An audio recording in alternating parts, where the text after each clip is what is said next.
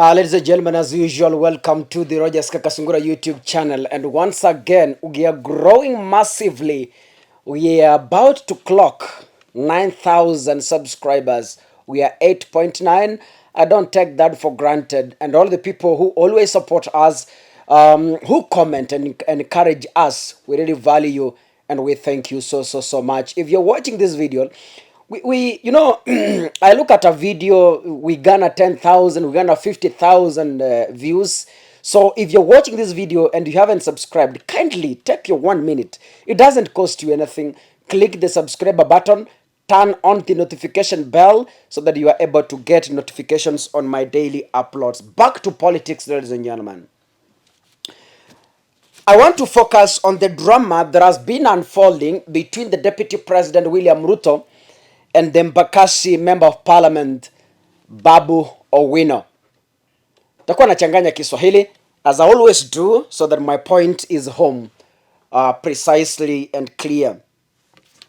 William Ruto alikuwa amepanga mkutano wa Jakaranda na Johnson Sakaja. They had planned a political rally, a massive political rally that attracted advertisements and a lot of hype.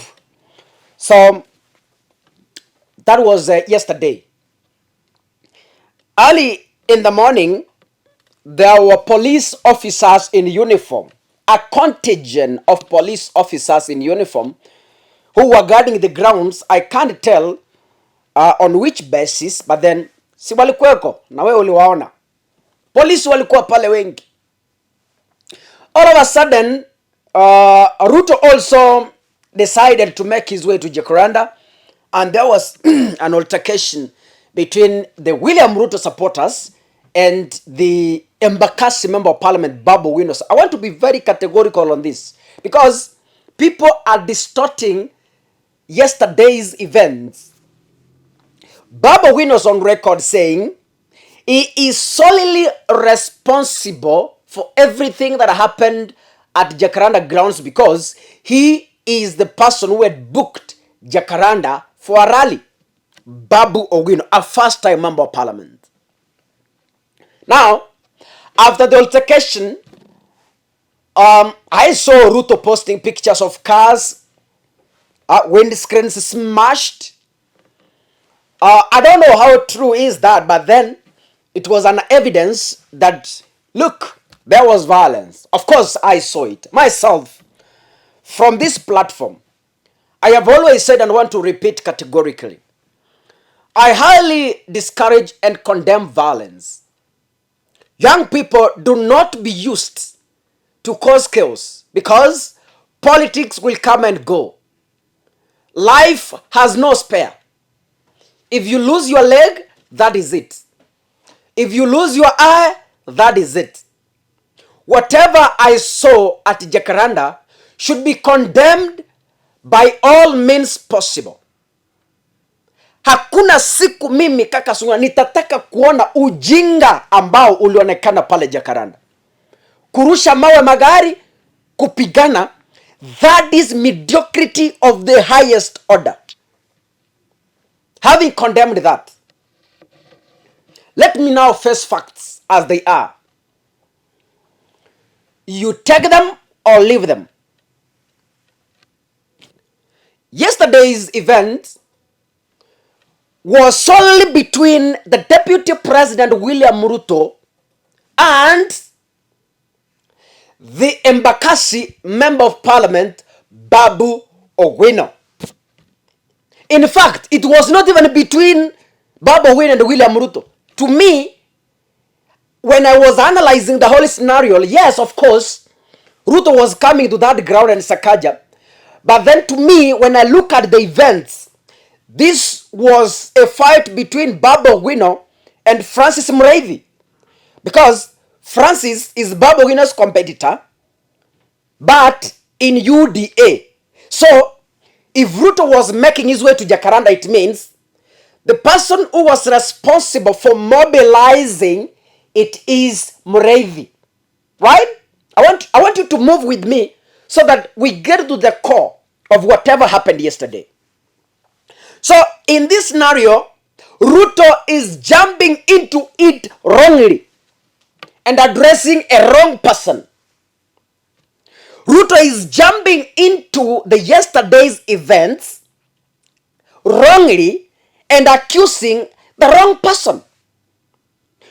Babu Owino we know is in Azimio, and Azimio, let's all agree, it is in government, or it has links with the deep state. So when you saw police on the ground, it specifically means Babu Owino just made a phone call, nipatie polisi 200, sawa, wakakuja. You see, it's a deep state.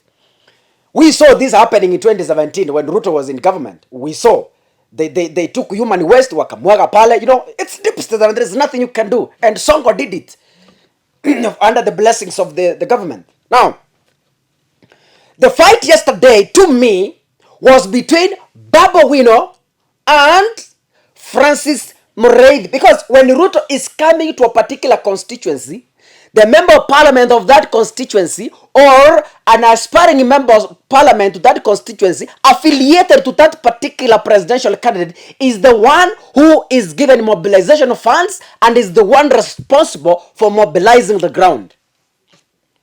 If Ruto is coming to South Mogrango, it's Silvana Sosoro who will make sure that Ruto has audience. So yesterday, it's Francis Murray who was mobilizing for William Ruto, because he is a competitor to Babu Owino, and Babu Owino is among the people in the deep state. So Babu Owino said, no, young man, I will show you that you are below this. Babu Owino na yeye akafanya vile alifanya. Now, Ruto is waking up to accuse a wrong person.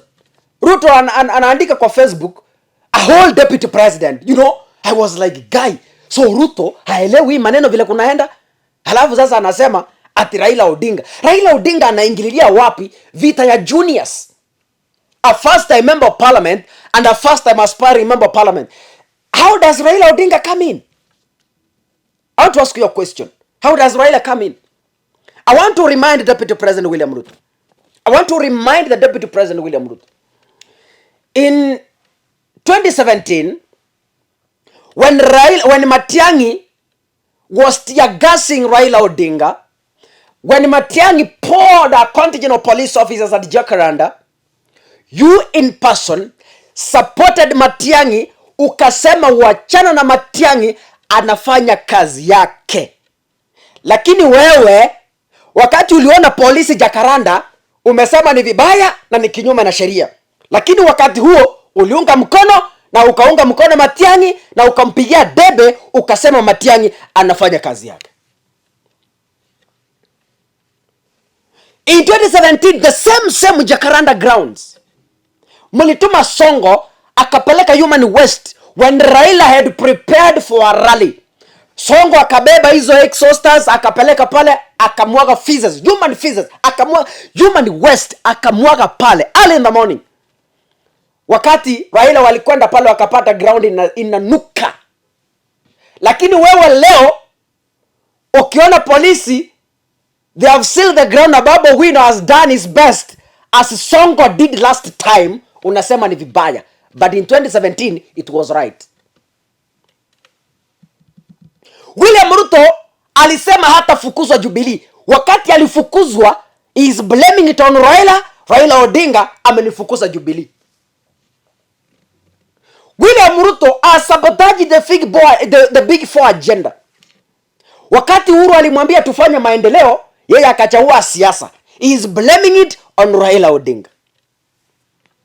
Ruto stood on the podium, akaambia watu, in 6 months time, in 3 weeks time, in 3 days time, tutakuwa na stadium sijui where and where. He never delivered, but then he is blaming it on Raila Odinga. Ruto stood on the podium, akaambia watu Kimorel and Arong tutajenga. Wakati alipa pesa, he blamed it on Raila Odinga. William Ruto has failed to respect Uhuru Kenyatta. He is blaming it on Raila Odinga. William Ruto is scrambling out of the mountain. He is blaming it on Raila Odinga. Yani, Ruto mahali anarara, kila kitu kikienda vibaya kwake ni Raila Odinga.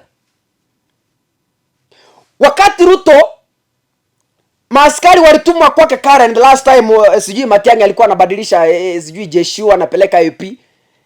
Ruto blamed Raila Odinga. Raila wao amekuja serikali kunipiga. Yaani kila kitu kinatendeka kwa Ruto, yeye kazi yake ni Raila. Hata Ruto akikosa kukula kwake usiku, I know he will blame it on Raila Odinga. Hata Ruto akikosa kupakiwa viatu rangi na Recho, I'm sure he will wake up, akipewa microphone atasema Raila anaharibu nyumba yake. Hata watchman akikataa kufungua gate, I'm sure Ruto atasema amepigwa simu na Raila. I'm sure, 100% sure of that. Hata Ruto akiota usiku anasema Raila amemletea ndoto. Yaani yeye kila kitu kinafanyika, it's Raila Odinga. A fight between Francis Mredi and Babu Owino. Ruto anaingililia wapi? Raila anaingililia wapi? Mr. 6 months. I want to ask you a question.